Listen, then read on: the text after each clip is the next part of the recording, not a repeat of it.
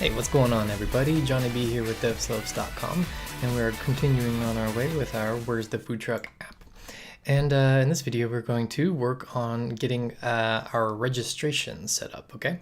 So this is where we left off in our last video.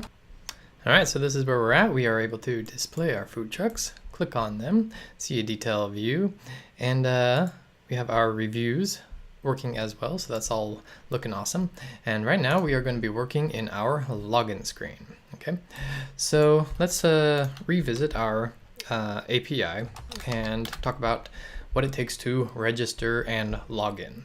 So there are two routes, so let's open up Atom and check out our two routes. We have a register route and then a login route. Okay, so we're going to handle those in 1-2 punches. We are going to register and we are going to check if there is an existing user, in which case we'll check for a 409 error. And if there's an existing user, then we'll just continue on to our login route. If there's not an existing user, then we'll create the account and then continue on to the login route. Okay, and so one of the things that's different about the register and login routes is that we are going to need to pass in the body of the request an email and password fields. Okay, and then the other thing that's different is if you look at the register route, we are returning actually just a status message. Okay, we're sending a 200 status with a message successfully created new account. Whereas before, with our food truck routes, we were usually sending as a response JSON objects, right? So with our food trucks, we were responding with JSON food trucks, JSON food truck, and that's why we were using JSON array requests. Now, however, we are going to need to use a JSON string request because we aren't expecting a JSON object back or a JSON array back. We are expecting just a string. Okay, so those are the couple things to think about. So let's check out in Postman what that looks like to do this. So with our route selected, which is /account register, we need to pass in, as part of the body of the request, an email and a password. So I'm going to say john@test.com, and that's fine. And I'm going to say send. And then we receive as a message, successfully created new account, and we can check in RoboMongo that was indeed created. And here we see john@test.com. We have here these salted and hashed parameters, and so we have registered this email and password. Now we need to log in that user. So we log in the user in the same way, or in a similar way. We are doing a post request to account/login, and we are passing in the same parameters, an email and a password. And so let's do this email that we just registered, which was john@test.com, and according to Atom, let's see our account, register, login. We should receive as a response a JSON object that includes our access token. Okay, so let's go back to Postman, and I'm going to send this. And sure enough, as our response, we see user with the email and then token key with our token value. So that is pretty cool, and that's how we're going to be working inside with our volley request, and those are the things that we're going to expect to be returned from these two route API calls. Okay, so let's get going in Android Studio. All right, so here's our login activity thus far, and we're using a login template, and we ripped out a bunch of the stuff that we're not using, and we are going to be working right here. So this is where we are going to use our auth service API calls. Okay, so our data service we have for retrieving food trucks and reviews, we're going to create a new data service, and we're going to call it,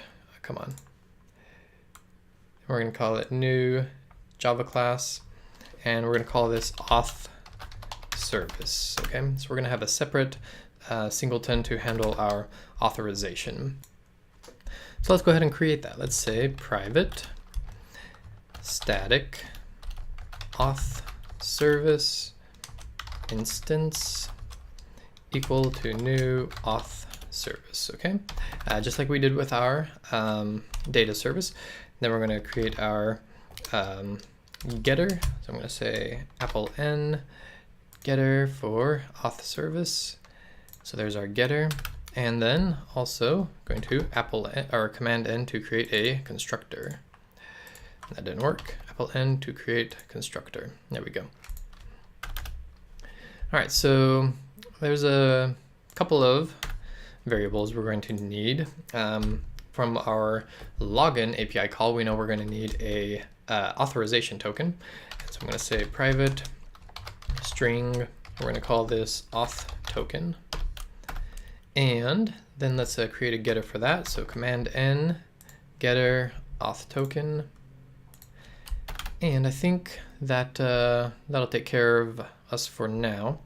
So now we're going to create two functions, one at a time. The first one is the register function. Okay, so I'm going to say public void register user. Okay, and what are we going to need to pass into this function? We know we're going to need an email, so I'm going to say string email. We're going to need a password, so string password. We're going to need a context like usual, so I'm going to pass in context. And we're probably going to need a listener, but we'll work on that when we get it back into our login activity and create it there. Okay. So previously in our other JSON volley requests, we were just getting. That's all we needed to do was just get. But now we need to send some information inside of our post request. And so we need to do that using some JSON blocks, okay? So here's what we're gonna do. Since we're gonna be working with JSON, we're gonna have our try catch. We're gonna say try. And then here we're gonna say catch. And we're gonna need to create a JSON body that we can use inside of the body of our post request. So I'm gonna say JSON object. We're gonna call this JSON body. And we're gonna set that equal to a new JSON object. Okay, and then we're going to put information into this JSON body. So we're going to say JSON body dot put, and we're going to put a key of email, and the value of that key we are going to set equal to the email that we pass into this function. Then we're going to say again JSON body dot put, and we are going to pass in, or we are going to attach a key of password, and we're going to set that equal to the value of the password that we pass into this function. All right, and let's see what we got here. Oh, yeah, it's wanting us to handle this exception. So let's go ahead and do that. So we're going to say catch JSON exception. We'll call that E, and we'll just print that to the stack trace. Okay. There we go. Okay, then we need to convert that JSON body to a string. So we're going to say final string. We're going to call this mRequest body, and we're going to set it equal to JSON body dot toString. All right, so now we have our body ready to pass into our volley requests. So now we're actually ready to go ahead and create our volley request. And like I had mentioned earlier, we are actually going to be using this time a string request. Okay, so we're going to call this request register request, and that is going to be equal to a new string request. And we need to pass into it a string URL, which we haven't done yet. So let's do that right here. We can say string URL is equal to, and we need to create it. We'll do that in constants. and the URL for the register is, let's say, register, and it is account/register, I believe. Let's do a double check on that. And let's see here. Yep, account register. Cool. All right, get rid of that last slash. We're going to save that and make sure that looks good. Come back to our auth service. So string URL is equal to constants.register. All right, so we need a method. So we're going to say method request.method.post. Then we need our URL, so we're going to pass in our URL. And then we just need our listener. So I'm going to say new response listener, and that'll auto create some stuff for us. And then if you remember from our other JSON or Volley calls, we're going to say comma new, and now we need our error listener. So now we got a couple more things that we're going to need, since this is a little bit different from our other ones. So what we're going to need to do is we're going to need a few more methods to for our body to work. So we're going to, at the end of here, after this last parentheses, we're going to do an open curly brace, and we are going to say get body content type, and the type that we want is application/JSON semicolon character set equal to UTF-8. And if you recall, in Postman, we were doing the same thing in our headers. Let's see here. Yeah, right here. Content type, application, JSON. Okay, so come back to Android. The next method that we are going to need is one called getBody. Okay, getBody. And here we're going to be working with JSON again, so we're going to need a try catch block. And what we're going to be catching here is actually an unsupported encoding exception. We're going to call that UEE, and we are just going to say volley log .wtf, and we're going to say unsupported encoding, and then we're going to pass in m request body and UTF-8, and then we're going to return null. All right, and then here in our try, what we're going to try to return is the m request body that we created up above, which includes our email and passwords, but we're going to do some checks. We're going to use a ternary call here. We're going to say null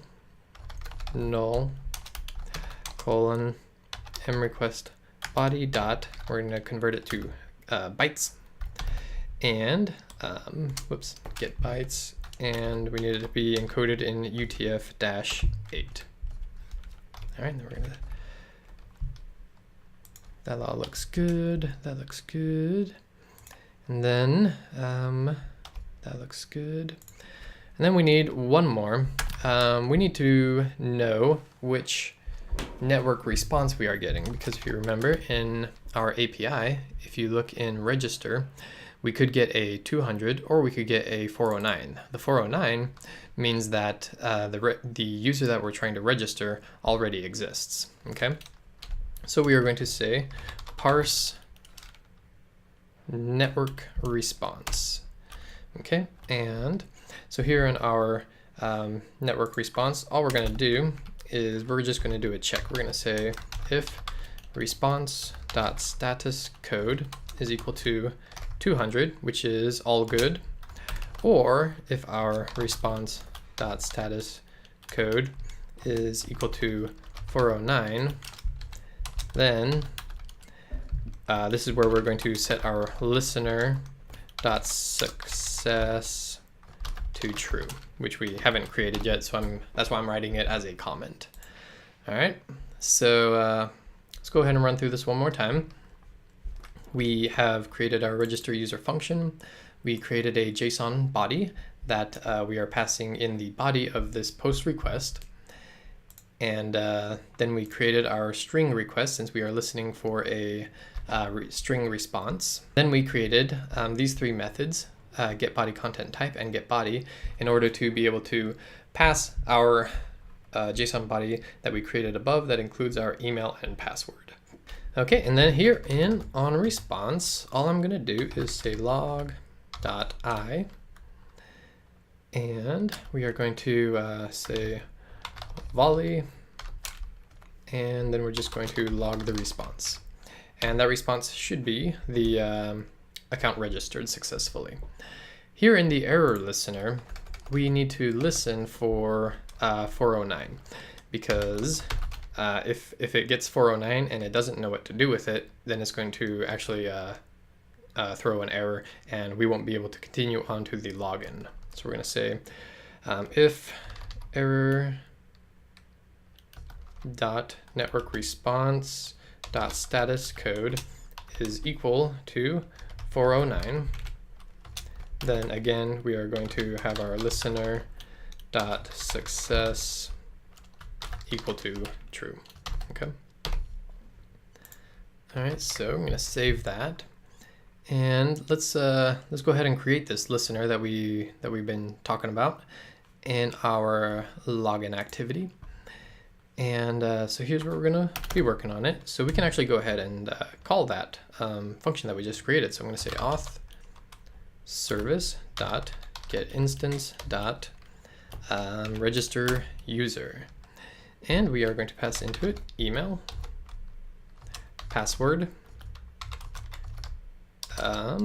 get base context, and in just a second we are going to create our interface that we are going to pass into it as well.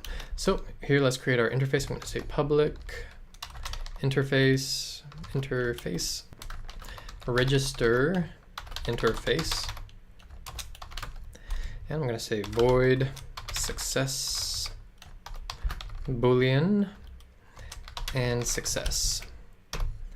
All right, and then right here we're going to use it, so we are going to say register interface, and we're going to call this we'll just call this register interface, and we're going to say is equal to new register interface, and that looks good, so we'll save it, and we don't need to do anything quite yet once it's successful. I think we'll handle that in the next video.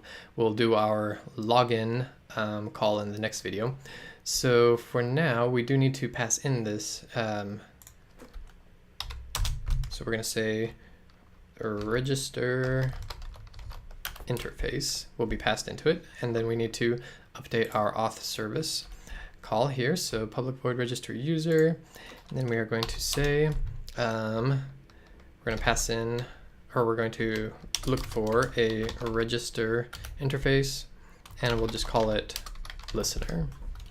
And then we can come here and we can uncomment our listener.success trues, and yep, we need to make this final, and then uncomment this one as well. And then before I forget, we need to add our request to the volley queue. So I'm going to say volley, not volley log, just volley.new request queue, and we are going to pass in the context, and then we're going to say .add, and the request that we created is called register request. I'm going to say register request. I'm going to save that, and if everything goes according to plan, when we when we call this function, we should get a log with the response saying that our user was registered. So let's check out login activity one more time just to make sure everything's looking good. And I think that should work. Let's go ahead and save it and run it and see what I forgot. All right, so I'm gonna press on Taco Nirvana, add review, should take us here. So I'm gonna say John at testingregister.com. I'm gonna just put in a quick password and say sign in, and let's see what happens. So in our Android monitor, hey, there we go. Hey, successfully created a new account. How about that? So if we come and check out RoboMongo and we refresh our accounts, there we go, John at testing register. So we have successfully registered a new user from inside of our Android app. Now we haven't handled what happens when we press login, so that's why this is just going to keep spinning. But yeah, that's some real good progress that we're making here. In the next video, we're going to handle the login portion as well as saving our authorization token. All right, so I'll see you guys in the next one.